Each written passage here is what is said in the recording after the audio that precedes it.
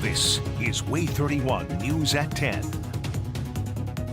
Break between weather makers. Next one, though, on the way. By the time we reach the weekend, I'll have the details in your forecast. And an American being held in a Russian prison is hoping President-elect Donald Trump will help bring him home. Got the details on that coming up in just a few minutes. Plus, we're learning exactly what hackers accessed in a data breach affecting students and staff at Alabama public schools, including Madison City schools. Today marks 3 years since Russian authorities took Huntsville native David Barnes into custody. Thank you for joining us for Way 31 News at 10. I'm Nikhil Williams, and Way 31's Georgia Clark will join us live right now in studio with what the family hopes happens during this new year. Georgia. The family of David Barnes is hoping this new presidential administration will help secure his release. In 2024, a Russian court sentenced 67-year-old David Barnes to 21 years in a penal colony for abusing his children in Texas. According to Houston police, these claims have already been disproven. But Russian authorities took Barnes into custody just weeks after he landed in Russia, where he says he was trying to visit his children after his ex-wife ran with them back to her home country. And now he and his family are calling on the U.S. government again to get him home. It's clearly, this is a political situation, and I need political help. If they have another exchange and he is not included on it, it's going to devastate him. Barnes and his family are asking President Biden and soon-to-be President Trump to get him out of Russia. And after multiple prisoner exchanges over the past few years, they are starting to get disheartened. And it's 1,095 days in this condition, too. So, I mean, it's not like a bad summer camp. You know, this has become his lifestyle. And again, he says, I don't think I'll last another year. And his sister, Carol, says they've been ignored by the U.S. government. If we could just get the State Department to do something. I mean, they basically have pretty much just shoved us away. And most of them probably don't even know David's name, honestly. Barnes' ex-wife says she stands by her decision to take her kids to Russia because her claims of abuse were not taken seriously in America. Well, right now, Barnes is still awaiting transport to a penal colony and is in the process of appealing his sentence. In studio with coverage you can count on, Georgia Clark, Way 31 News. Georgia, thank you. 3 teenagers are locked up tonight. Decatur police say they shot into an unoccupied building early Saturday morning. It happened on 11th Street. Police say 2 of them jumped out of the car and ran when they tried to stop them. Police did finally catch them in what they say is a stolen car. They say also they found 2 guns. Police arrested the 3rd teen today. All 3 face charges, including shooting into an unoccupied dwelling and certain persons forbidden to possess a firearm. 2 were held at the Morgan County Jail and the other at a juvenile detention center in Tennessee. Chief Meteorologist Jeff Castle joins us now. Jeff, you are tracking a cold snap coming our way, but at least we have a few mild days to enjoy right now. We do. Kind of some ups and downs with temperatures, all sandwiched in between. Our next weather maker, which is going to bring some rain into the picture as we close out the weekend, head into the weekend. I'm going to talk about all the changes ahead, including those colder numbers, especially for this time next week coming up in your forecast. Right now, quiet, Way 31 triple Doppler, nothing out there that we are tracking for tonight other than the low temperatures, which are already settling back below the freezing mark in quite a few spots. Decatur's at 30, but we're down to 32, Athens at 28 degrees. Huntsville just a couple degrees above freezing, 34. We're 32 in Florence right now, and 28, one of our colder locations over in Jackson County in Scottsboro. Here's the view outside right now over in Marshall County with our Thompson Roofing and Construction Skycam in Albertville. And again, all quiet. A couple days ago, there was a lot more snow on the ground. Most of that melted away with the sunshine and the, we'll say, somewhat warmer temperatures that we had today that made their way back into the 40s. That's where we'll end up tomorrow as well. Now, at the bus stop in the morning, kids will need to be bundled up. It'll be a frigid start, 23 degrees. Coming home, still a chill in the air, but a day of sunshine will help push us back into the mid-40s tomorrow afternoon. I'll be back in just a few moments, tracking much colder weather behind that rain coming in for this weekend. I'll have details on that on the way in your forecast. All right, Jeff, thank you.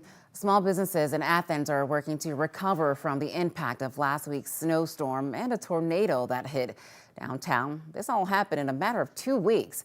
Regina Crawford, owner of Crawford's Gifts, says it's important for customers to know the store is open in order for the business to get back on its feet. Definitely trying to get the word out when we're open and when we are closed, but we are officially open now. But it was a challenge. We do have great customer following, so that helped get the word out. Crawford says customers have been incredibly supportive during this tough time, some frequently checking in on the store and expressing excitement to shop again. A Huntsville Police Captain Stephen Anderson says working together with local agencies helped ensure everyone stayed safe during the winter storm. He says it brought different agencies together to ensure preparations were efficient and that everyone stayed off the roads. We try very hard to work with our partners, not only within the city, but the adjacent authorities, the city of Madison, the county, ALDOT, the Alabama State Troopers. We always try to work very closely together so that we're all playing off the same sheet of music, giving the same message out to the public, and have a coordinated response between all of us so that we're all working together to achieve the same goal. Captain Anderson says only 4 tickets were given for driving around barricades over the weekend. Tonight, a data breach has parents on high alert. The Alabama Department of Education says hackers gained access to names and addresses. Madison County School System and other districts statewide joined the thousands of districts impacted nationwide. Waay 31's Rob Sneed has the latest. Tonight, the Alabama Department of Education said they addressed the problem and no Social Security numbers were involved. It makes me very concerned because I know what it's like to have your credit impacted unfairly by, third parties. About 10 or 12 years ago, my information was stolen through OPM's website. And to Sharonda Ware, this is disturbing. She and her husband, Dwight, have custody of their nephew. He goes to Madison City Schools. The district sent home a letter about the data breach, they say. The Alabama Department of Education also speaking out, and they say the hack impacted school districts nationwide, and it's not a targeted attack. The hackers were international. Following the attack, Power School called law enforcement and secured the portal. The Alabama Department of Education sent us a statement that reads in part, quote, Power School stated that the incident has been contained with no evidence of malware or ongoing unauthorized activity, and Power School continues normal operations, end quote. Dwight says he's not too worried and doesn't want his nephew to be either. I did not have a conversation with my student because I want him to just focus on his schoolwork and be prepared when he goes to college. And I'm told Power School will provide credit monitoring and identity protection for those affected. Reporting in Madison with coverage you can count on. Rob Sneed, Waay 31 News. Rob, thanks for that update. Mayors of some of North Alabama's largest cities are working together to improve safety and services to residents. Decatur Mayor Tab Bowling, Huntsville Mayor Tommy Battle, and Madison Mayor Paul Finley are among the Big 10 mayors of Alabama cities. Sunday, they met with mayors of Birmingham, Montgomery, Dothan, Auburn, Mobile, Hoover, and Tuscaloosa. In Tuscaloosa, they were there to talk about key city programs. Their main focus is public safety. Tuscaloosa police shared details on how they're using drones to respond to emergency calls. They say this allows them to assess a scene right away as officers or firefighters are en route to the scene. Congressman Del Strong and Senators Katie Britt and Tommy Tuberville are joining forces to ask President-elect Trump to consider moving Space Command's headquarters to Huntsville. Lawmakers say President Biden's decision to keep Space Command in Colorado was purely political. They say Redstone Arsenal is the best place for the U.S. Space Command. All right, now you are taking a live look at California, where wildfire continues to spread over thousands of acres of land. At least 24 people have died in these fires, and over a dozen more are missing. The National Weather Service is predicting wind gusts in the area up to 70 miles per hour. This could make the fire spread faster. The work to get these fires under control now approaches a second week, from planes in the air to boots on the ground. Firefighters went door to door in the Pacific Palisades today looking for hot spots. They're urging tens of thousands of people who remain under evacuation orders to stay away. A soldier who died decades ago in the Korean War finally laid to rest at home here in North Alabama. We'll show you how the community paid their respects. Plus, a local law enforcement warning tonight against a new scam targeting your money. Those details are next. And rain back in our forecast later this week and on into the weekend. I'll let you know what it means for your Saturday, Sunday plans. Tracking it out on the way in your forecast. Coverage you can count on. This is Waay 31 News at 10 with Nikel Williams, Chief Meteorologist Jeff Castle, and Sports with Max Cohen.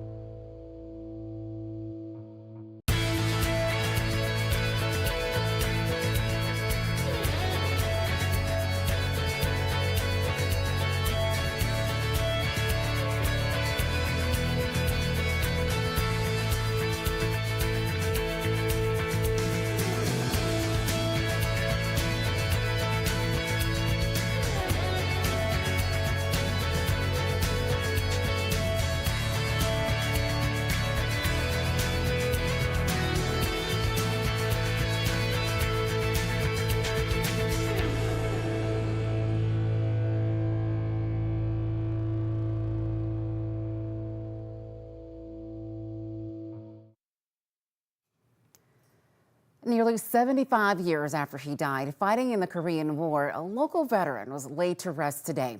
As Waay 31 reporter Jim Abbott explains, and many of the supporters at the service say it was an honor to pay their respects. On a sunny blue sky Monday afternoon, Corporal Wayman Slayton, killed nearly 75 years ago during the Korean War, finally got to come home to Arab, and his family got the closure they were seeking. Cousin Rhonda Tidmore said it was a relief knowing now how Slayton died and that they could bring him home to bury him in his hometown. Slayton was just 18 years old when his battalion was driven from its position in North Korea August 31st of 1950. The minister at Slayton's service read what's believed to be Slayton's last note, saying his buddies around him had been killed and he expected to be killed at any moment. Last August, through DNA testing, the Army identified Slayton's remains and started the process of sending him home. Tidmore says she was surprised by the great turnout of family, veterans, and community supporters. Randy Brown, commander of VFW 6226 in Arab, says it was beyond an honor and a privilege to pay his respects, especially to a young man who made the call to go to war at 18 years old and then paid the ultimate sacrifice. Now, Rhonda Tidmore says she is aware of a couple of other missing in action Korean soldiers here from North Alabama, and she is hoping that someday soon they will get military ceremonies to honor them just like this one. In Arab with coverage you can count on, Jim Abbott, Way 31 News. The Huntsville Police Department has a new opportunity for students. It's called the Ranger Corps.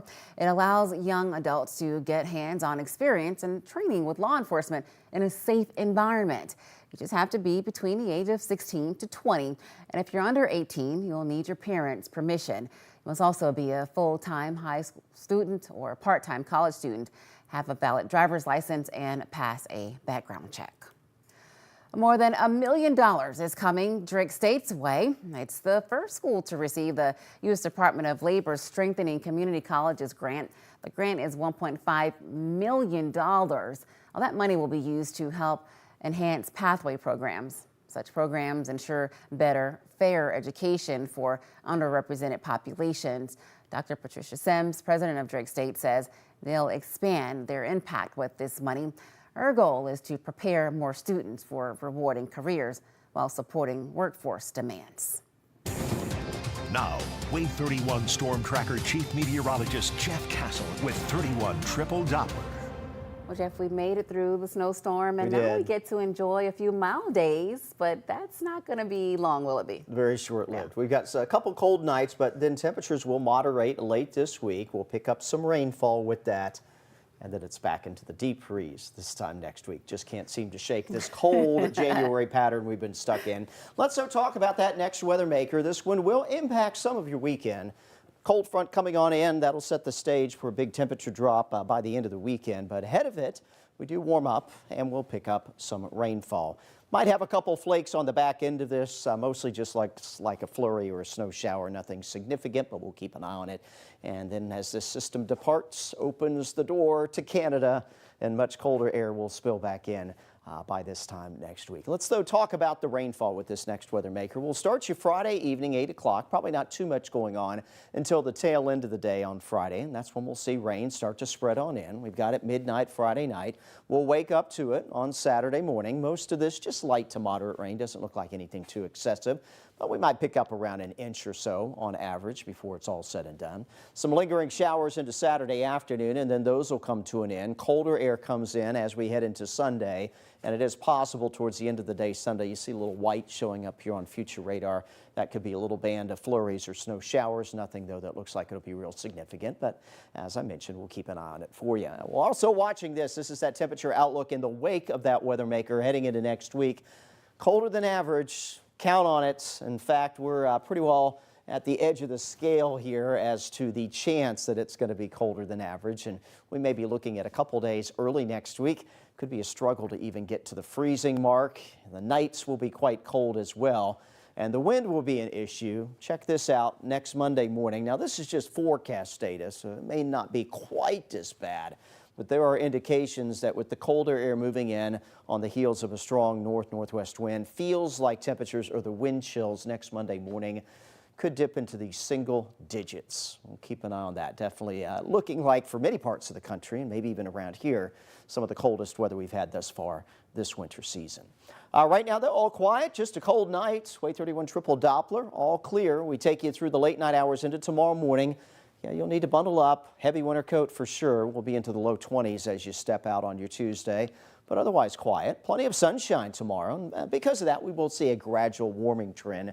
Still a chill in the air most of the day, but temperatures by afternoon back where they were this afternoon. 41 degrees around the noon hour, and then tomorrow afternoon expecting to top out middle to upper 40s for your highs. Again, close to where we were today. Huntsville's 47, same in Scottsboro tomorrow, and Decatur will go 50 in Muscle Shoals, and almost hitting that mark in Moulton in Lawrence County tomorrow afternoon. Here's your Way 31 Storm Tracker 10-day forecast. We will be be quiet through much of the rest of the week. Some cold nights in the 20s, but notice starting Thursday, we do get a very, very brief warm-up. Upper 50s in there for Thursday, may approach 60 both Friday as well as Saturday. There's your rain chances as well that first part of the weekend. Second half of the weekend does look drier, however, sharply colder. Highs only in the upper 30s on Sunday. Again, early next week, Monday, Tuesday, maybe just below the freezing mark for highs. Overnight lows, teens to around 20, and likely staying quiet next week, keeping some low-end precip chances. There was some data here in the last few days suggesting some winter weather. Kind of have backed off on that, so right now we're not necessarily calling for it, but definitely given that cold pattern, it is something that we'll be watching for if it decides to return to the data, but right now not real concerned. All right, we trust you, Jeff, and we know we'll be the first to know when you know. Absolutely. Thank you. You may feel compelled to donate to victims of the California wildfires. When we come back, we'll tell you how to avoid scams by fake charities so you can make sure your donation counts.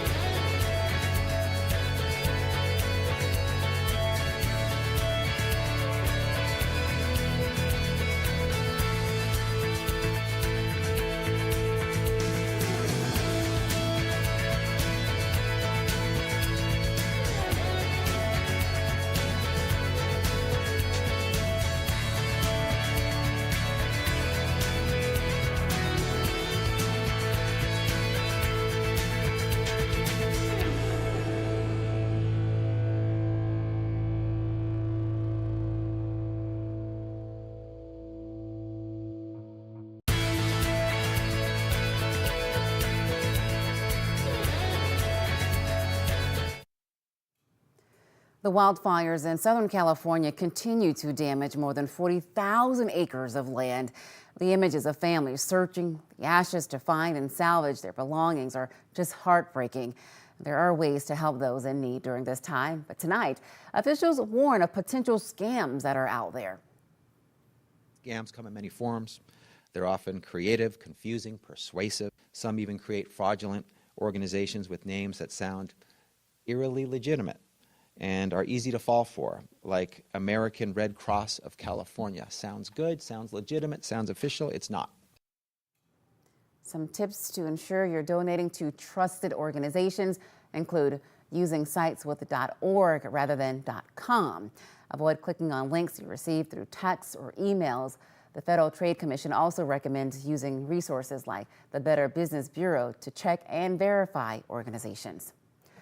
Tonight, the DeKalb County Sheriff's Office wants to warn folks about a scam going around locally. They say victims will receive a phone call from a large bank like Bank of America or Wells Fargo. The caller will ask if you want to consolidate your debts. If you say yes, it transfers you to another number where a scammer will try to get your personal information. They say if you receive a call like this, just hang up. Next. 2 SEC teams are ranked in the top 4 this week, and they both call Alabama home. Hear from Bruce Pearl and Nate Oates on a big week where it just means more. Next in sports.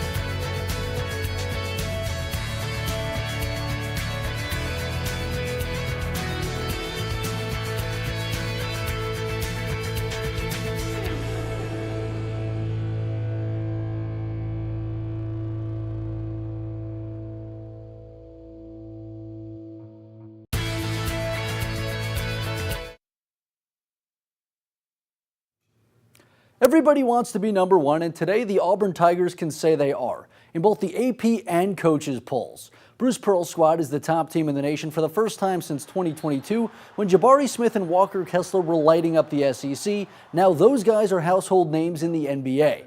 The Tigers started the season outside the top 10, but quickly made it clear to voters that they meant business, and by week 3, the team was in the top 4. In week 5, the Tigers grabbed the number 2 spot and stayed there for 6 weeks, with Tennessee blocking them from the top spot for the last 5 weeks. But everything changed when the Vols lost to the Gators by 30 last week, opening the door for the Tigers to top the poll. And taking a 60 out of a possible 62 first-place votes, it was clear that many feel that the team that calls the Plains home is the best in the nation. But with Janai Broom hurt, Bruce Pearl disagrees. It's deserving, considering the schedule that we played and the teams that we've beaten, the great teams that we've beaten, and the job this team has done. I don't know that we're the best team in the country right now. We're probably not right now because obviously we're not at full strength.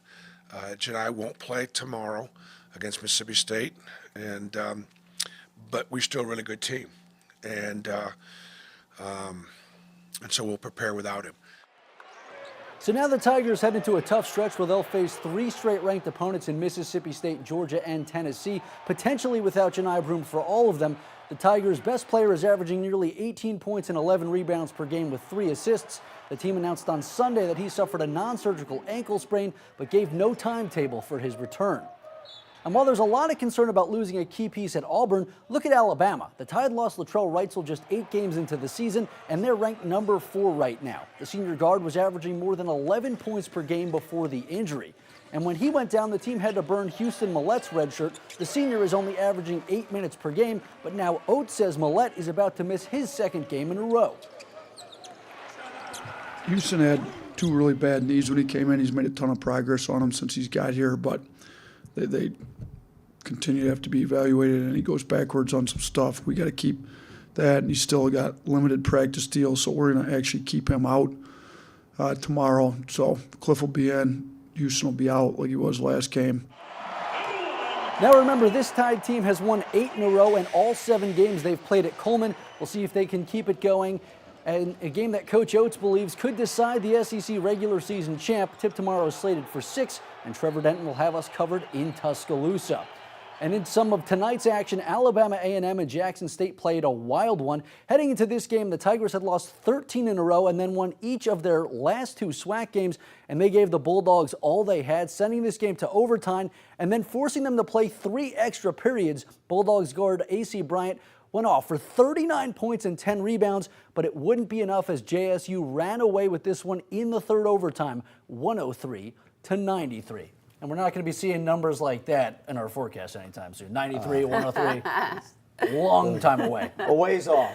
Some people would probably be happy to see that at this point, as cold as it's been here in January and with the snow and the ice. Clayton, our camera operator, nodding his head in agreement. Quite the opposite, though. Now, we do have a brief warm-up late this week, climbing to around 60 by Friday, Saturday. That will be accompanied with our next best chance for rain. But then we go into the deep freeze again next week, an extended stretch of 30-degree weather, barely cracking or maybe even not hitting freezing Monday, Tuesday next week, and more very cold mornings ahead, teens to around 20. Grace will get some new information overnight tonight. She'll have the latest details on the rain chances and the cold that will follow coming up in your forecast tomorrow morning starting at 4:30 a.m. We'll have to dress in layers on those days when it's only going to be 30 for a high. Absolutely. Joe, thanks. Jimmy Kimmel's next, and he welcomes Snoop Dogg and Roy Wood Jr. next. Then Nightline is up. Thanks for joining us. Have a great night.